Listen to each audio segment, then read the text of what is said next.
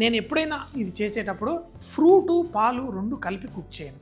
ఫ్రూట్స్ని అలాగే కొబ్బరి తురుముని పంచదారతో కుక్ చేసి తర్వాత మనం దాంట్లో పాలు పోసుకుంటే మనకి పాలు విరగకుండా ఉంటాయి. సో ఫస్ట్గా పంచదార అలాగే మనం సపోటా గుజ్జులా తీసి పెట్టుకున్నాను. అయితే సపోటాలో ఉన్న తేమ సరిపోతుంది, మళ్ళీ నీళ్లు మనం ఎక్కువగా పోయక్కర్లేదు. 1 కప్పెడు సపోటాకి సగం కప్పు పంచదార వేసేసుకున్నాను. వేసి ఈ రెండింటిని స్లోగా తక్కువ మంటలో లైట్గా కుక్ చేసుకోండి. ఇప్పుడు నీళ్లు పోసి కాకుండా కేవలం ఇవి వేసి కుక్ చేసుకుంటుంటే మీకు అందులో నుంచి ఆ సపోటాల నుంచి తేమ వచ్చి మనకి ఆ పంచదారని కూడా కరగదీస్తుంది. అయితే ఇలా చేసుకోవడం వల్ల మనం ముందే పాలల్లో సపోటా వేస్తే పాలు విరిగే ఛాన్స్ ఉంటుంది. అదే కనుక మనం ఈ విధంగా ఆ పంచదారని వేసి కుక్ చేసి తర్వాత ఇందులో మనం పాలు పోసుకుంటే మనకి పర్ఫెక్ట్గా వచ్చేస్తుంది. ఎప్పుడైనా స్వీట్స్ మీరు ఫ్రూట్స్తో చేసేటప్పుడు ముందుగా పంచదారతో పాటు కుక్ చేయండి. చూడండి ఇక్కడ మనకి పర్ఫెక్ట్ ఈ సపోటా గుజ్జు ఆ పంచదార కరుగుతూ కూడా సపోటా లోపల కూడా మనకి కొంచెం దానాగా భలే టేస్ట్ ఉంటుంది. కానీ మనకి ఆ సపోటాని ఒక పాయసం రూపంలో మనము ఐస్ క్రీమ్ రూపంలో చేస్తూ ఉంటారు, అన్నిటికంటే చాలా చాలా టేస్టీగా ఉంటుంది. సో చూడండి ఇప్పుడు ఈ విధంగా స్లోగా దాన్ని కుక్ చేసుకుంటూ ఇదంతా కలిసిపోయటం. అయితే ఇందులో యాలకులు మనము లాస్ట్లో వేసుకుందాం, ఎందుకంటే దాని సువాసన లాస్ట్లో దంచి వేసుకుంటే అది మనకి తినేటప్పుడు ఫుల్గా వస్తుంది.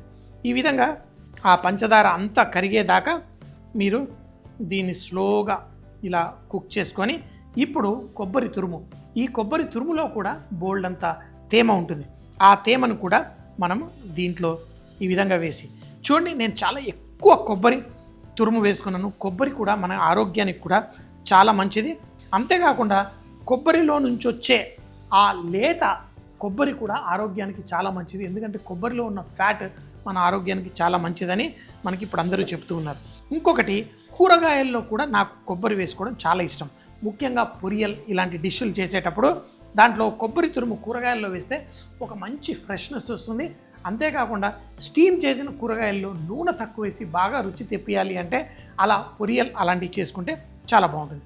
ఇప్పుడు చూడండి మనకి స్లోగా ఈ కొబ్బరి తురుముతో పాటు సపోటా కూడా కుక్ అవుతుంది. అయితే దీన్ని వెంటనే కాకుండా ఒక 4-5 నిమిషాలు స్లో మంటలో కుక్ చేసుకోవాలి. ఒక 4-5 నిమిషాలు కుక్ చేసిన తర్వాత మనం పాలని ముందుగానే వేడి చేసుకొని కొంచెం సేపు కుక్ చేసుకున్నాను. అయితే మనకి పాలు ఈ కొబ్బరిలో మనం కలిపేటప్పుడు స్లోగా కొంచెం పోసుకుంటూ కలుపుకోండి, ఒకేసారి అంతా వేయకండి. ఇలా కొంచెం పాలు పోసుకొని మనం దీన్ని కుక్ చేసుకోండి. ఈ మొత్తం పాలు అయిపోయేంత వరకు మనం స్లోగా వేసి మనం దీంట్లో కుక్ చేసుకుంటూనే ఉండండి. మనకి ఆ దానాలాగా ఆ కొబ్బరి ఆ సపోటా ఎప్పుడైతే మనకు ఉంటుందో మనకి ఇందులో మనం ఎటువంటి బియ్యం వేయలేదు, ఏం వేయలేదు, సాబుదానా కూడా వేయలేదు, కానీ ఈ కొబ్బరి ఆ సపోటాతోటే మనకి మంచి కన్సిస్టెన్సీ వస్తుంది. ఆ దానికి కావాల్సినన్ని పాలు మాత్రమే పోసుకొని చేసుకోండి. కొంచెంగా పాలు పోసేసి కలిపేస్తూ ఉండండి, మనకి పర్ఫెక్ట్. ఇంకా కొంచెం సేపు ఉడికిన తర్వాత మిగతా పాలు పోసి ఇదే విధంగా స్లోగా కుక్ చేయండి. ఉన్న పాలన్నీ పోసేసాను, కానీ ఈ పాలు ఇంకా కొంచెం చిక్కగా అయ్యేంత వరకు కుక్ చేసుకుంటాను. మీరు కొబ్బరి కూడా మీరు ఒకవేళ తురిమి వేసుకోవచ్చు, కానీ మీకు సాఫ్ట్గా కావాలంటే కొంచెం పేస్ట్లా చేసి వేసుకున్నా బాగానే ఉంటుంది. ఇది స్లోగా కుక్ అయ్యి మనకి ఆ ఎంత దగ్గరికి అయితే మనకి అంత బాగుంటుంది. సో షుగర్ కూడా ఈ మధ్య నేను కొంచెం తగ్గించాను స్వీట్లలో. కొన్ని స్వీట్లు గులాబ్ జామున్ వాటికైతే తగ్గించలేము, కానీ ఇలాంటి స్వీట్లకైతే కొంచెం పంచదార కూడా తగ్గించేసి మనం చేసుకుంటే బాగుంటుంది. మనకి ఆ చక్కగా ఆ మంచి ఎర్త్లీ టేస్ట్ తోటి చూడండి ఇంకా కొంచెం అంత చిక్కగా అయితే బాగుంటుంది. అయితే దీన్ని కావాలంటే మీరు కొంచెం ఇంకా చిక్కగా చేసి హల్వాలాగా కూడా చేసుకోవచ్చు.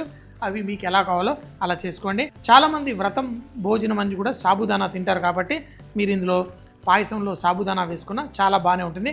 కాకపోతే సాబుదానాతో ఏంటంటే మనం వేసినప్పుడు అది చిక్కదనము అది కుక్ అవుతున్న కొద్దీ మారిపోతూ ఉంటుంది. అందుకని చెప్పేసి నేను ఇట్లా ఎక్కువ ప్రిఫర్ చేస్తాను. ఇప్పుడు మంట తగ్గించేసి కొంచెం చిక్కగా అయిన తర్వాత వేడిగా మనం దీంట్లో కాజు, కిష్మిష్, నట్స్ అవన్నీ వేసుకొని వడ్డీ చేసుకోవడమే. ఇప్పుడు నాకు కావాల్సిన కన్సిస్టెన్సీ వచ్చేసింది. స్టవ్ కట్టేసి దీన్ని ఇటు పక్కన పెట్టేసుకుందాం.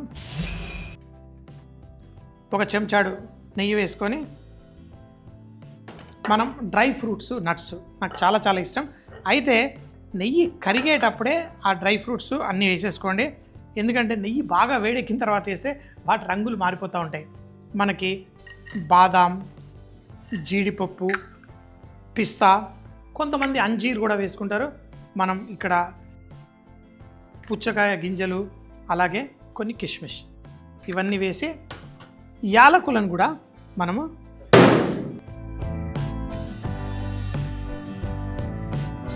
ఆ దబ్బలో ఆ యాలకుల్లో గింజల్లో నుంచి కూడా నూనె బయటకు వచ్చేసేయాలి.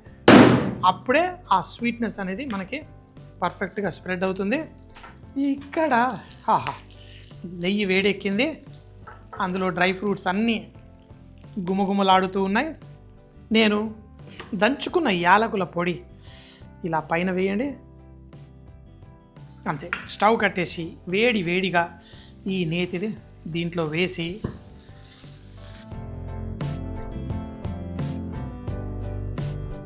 లాస్ట్లో ఆ మ్యాజిక్ అంతా ఈ నెయ్యి, ఈ నట్స్ వేసినప్పుడు ఇవన్నీ కలిపేసి ఇంకా అంతే. చూడండి, ఒక మంచి స్వీట్ మనం చక్కగా శివరాత్రికి చేసుకోవచ్చు. ముఖ్యంగా పిల్లలకి, పెద్దలకి, వాళ్ళకి ఆ ఉపవాసం చేసేటప్పుడు సాయంత్రం దాకా కొంచెం తట్టుకోలేకపోతే ఈ స్వీట్ కొంచెం పెట్టి వడ్డించండి, అద్భుతంగా ఉంటుంది. నట్స్ తోటి ఫ్రూటీ సూపర్.